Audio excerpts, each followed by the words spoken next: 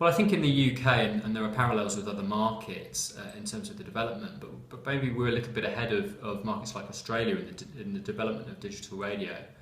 And in the UK, we can maybe see 4 stages of commercial radio investment in digital channels.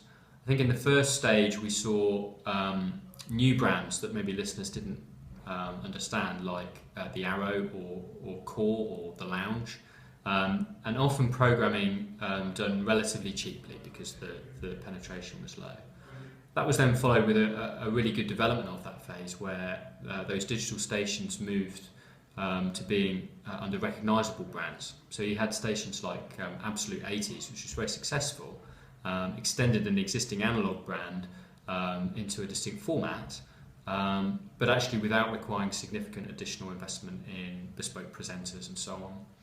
I think we've then seen a third phase where we've seen stations that were previously only local, for instance in London, like Radio X and LBC, invest in additional national distribution, additional national programming costs and additional marketing costs, and again have further success.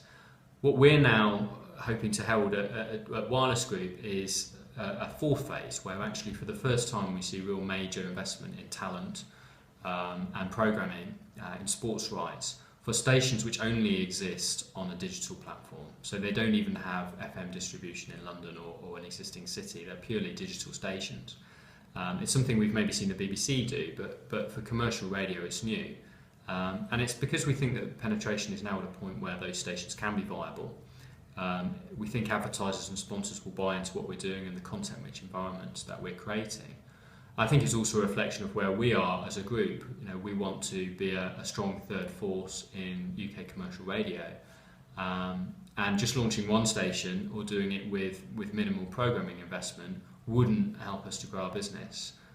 Conversely, I think the ambition that we're showing, the investment that we're showing, gives us a really good platform to hopefully develop, to really take the fight, not just to the BBC, but to the wider commercial radio market, and hopefully grow the market as advertisers see the opportunities that there are to work with these brands and the content we're creating.